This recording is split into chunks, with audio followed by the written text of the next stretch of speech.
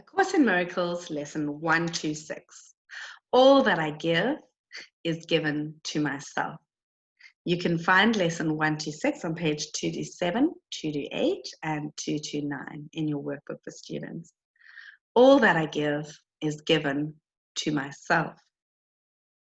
Today's idea, completely alien to the ego and the thinking of the world, is crucial to the thought reversal that this course will bring about.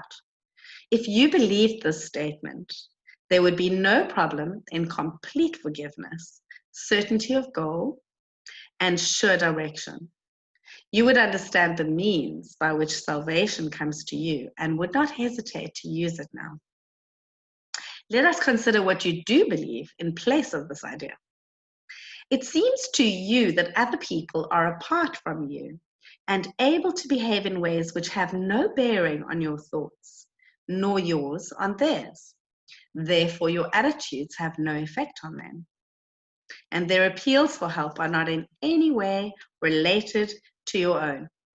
You further think that they can sin without affecting your perception of yourself, while you can judge their sin and yet remain apart from condemnation and at peace. When you forgive a sin, there is no gain to you directly.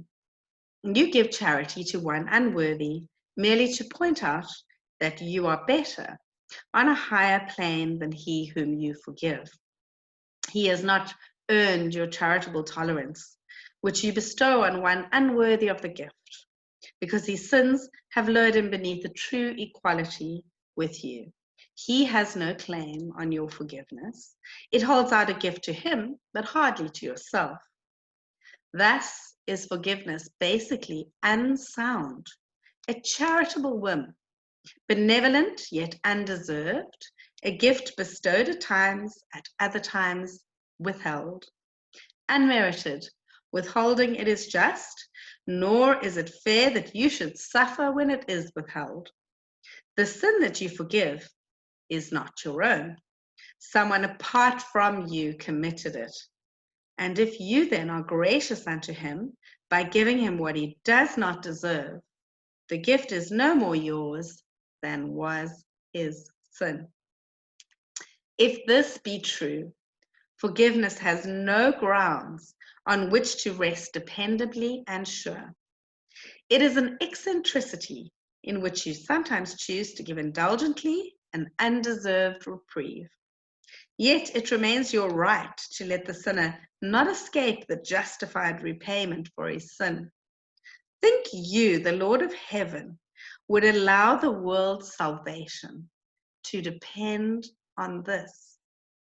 Would not his care for you be small indeed if your salvation rested on a whim? You do not understand forgiveness. As you see it, it is but a check upon overt attack without requiring correction in your mind. It cannot give you peace as you perceive it. It is not a means for your release from what you see in someone other than yourself. It has no power to restore your unity with him to your awareness. It is not what God intended it to be for you. Not having given him the gift he asks of you, you cannot recognize his gifts and think he has not given them to you. Yet, would he ask you for a gift unless it was for you? Could he be satisfied with empty gestures and evaluate such petty gifts as worthy of his child? Salvation is a better gift than this, and true forgiveness, as the means by which it is attained, must heal the mind that gives, for giving is receiving. What remains as unreceived has not been given, but what has been given must have been received. Today we try to understand the truth that giver and receiver are the same. You will need help to make this meaningful because it is so alien to the thoughts to which you are accustomed. But the help you need is give him your faith today. and ask Him that He share your practicing in truth today. And if you only catch a tiny glimpse of the release that lies in the idea we practice for today, this is a day of glory for the world. Give 15 minutes twice today to the attempt to understand today's idea. It is the thought by which forgiveness takes its proper place in your priorities. It is the thought that will release your mind from every bar to what forgiveness means and let you realize its worth to you. In silence, close your eyes upon the world that does not understand forgiveness and seek sanctuary in the quiet place where thoughts are changed and false beliefs laid by.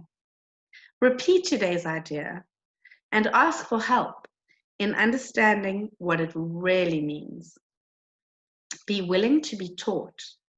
Be glad to hear the voice of truth and healing speak to you. And you will understand the words He speaks and recognize He speaks your words to you. As often as you can, remind yourself you have a goal today, an aim which makes this day of special value to yourself and all your brothers. Do not let your mind forget this goal for long, but tell yourself, all that I give is given to myself. The help I need to learn that this is true is with me now, and I will trust in Him. Then spend a quiet moment opening your mind to His correction and His love.